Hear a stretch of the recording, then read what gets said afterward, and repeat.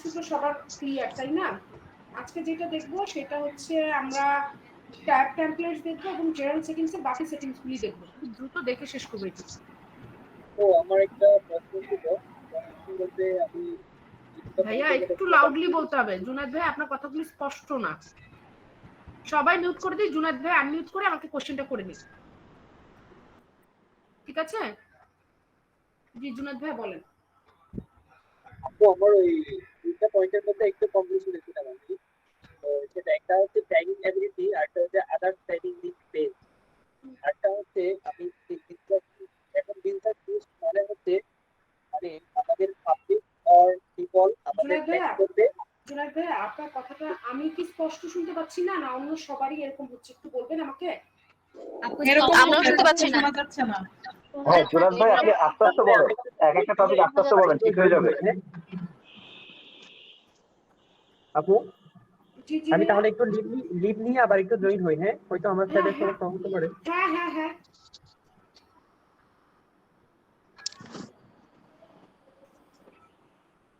উনি মনে হয় ওই ট্যাগিং অ্যাবিলিটি এবং আদার্স ট্যাগিং এটা নিয়ে বুঝতে পেরেছি। ওনার tagging ability others tagging ability নিয়ে ওনার প্রবলেম।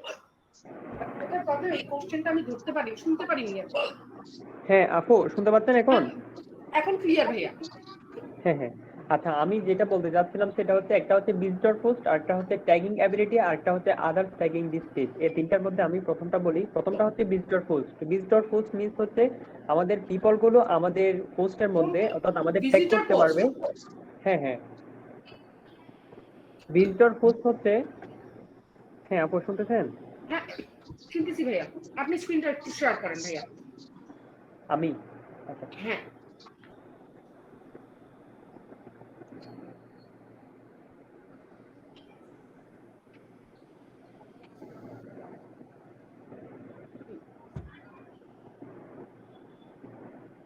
হ্যাঁ বল দেখা যাচ্ছে।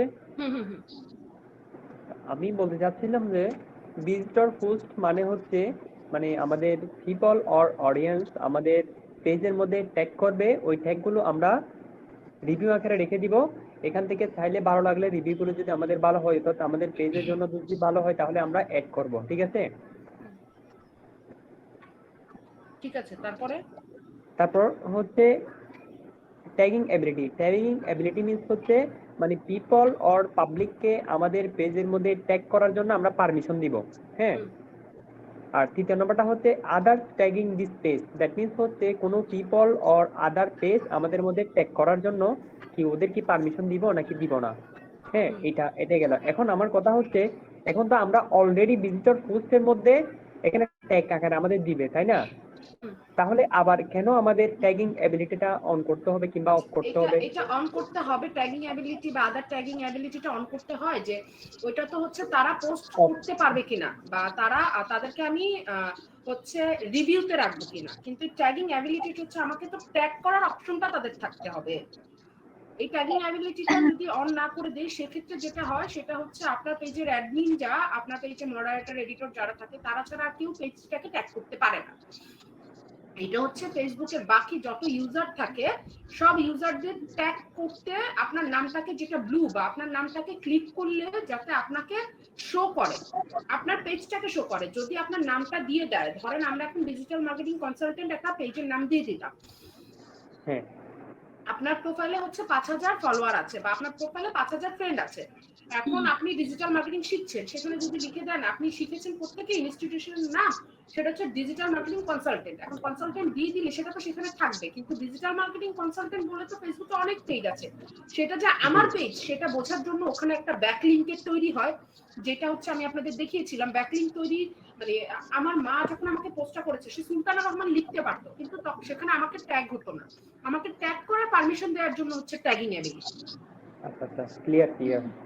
আচ্ছা আমি আরেকটু বলি। আমি সার্চ করে ভাই যেটা বললাম আমি একটু সুলতানাপুর শেয়ার করতে চাই, ঠিক আছে কিনা সেটা আমি সার্চ করে পেয়েছি। ভিজিটর পোস্ট হচ্ছে দেখেন ভাই ট্যাগিং এর কথাটা কিন্তু ভিজিটর পোস্টে কম আছে। এটা হচ্ছে পোস্টই, যেমন জন্মদিনের উইশের ক্ষেত্রে আমরা একটা ছবি দিয়ে এই পোস্টগুলি হয় কি আপু, ধরেন জি আপু শেষ করেন, তারপর আমি বলছি আপনাকে।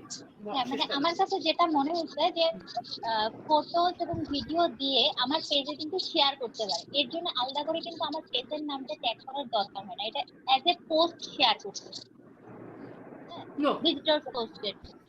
না, ভিজিটর পোস্ট যেটা হচ্ছে সেটা হচ্ছে সে আপনাকে ট্যাগ করেও শেয়ার করতে পারে, ট্যাগ ছাড়াও শেয়ার করতে পারে, যেটা ওয়ান কাইন্ড অফ রিভিউ থাকে পেজে, রিভিউ থাকে। এই জন্য আমরা এটাকে সবসময় রিভিউতে রাখতে হয়, যে আমার পেজ থেকে কোনো প্রোডাক্ট নিল, সেটার একটা গুড রিভিউ দিল সে আমার পেজে, সে যখন আমার পেজে দিবে সেটা তো আমি আমার পেজে অবশ্যই দেখাতে চাই। দেখাতে গেলে তখন হচ্ছে ওই যে আমি অল পোস্ট দিয়ে রাখলে, যদি দিয়ে রাখি তাহলে যেটা বাজে আসবে, যেটা নেগেটিভ রিভিউ আসবে সেটাও আমার পেজে শো করবে, বা যেটা আমার পেজের জন্য হার্মফুল সেটাও আমার পেজে শো করবে। আচ্ছা, আরেকটা বিষয় পেয়েছি আদার ট্যাগিং ডিসপ্লে, এখানে আমি পেয়েছি জি আপু একটু লাউডলি, আপনার কথাও আমার শুনতে কষ্ট হচ্ছে আজকে আপু। এখন কি শোনা যাচ্ছে? হ্যাঁ এখন ক্লিয়ার।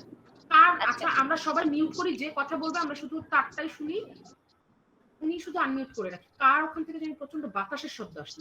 জি আপু বলেন। অরিন আপু আপনার হচ্ছে ইয়ে আছে, মিউট করা নাই। এই যে জি আপুর কথা এখন স্পষ্ট শুনতে পাচ্ছি আমি।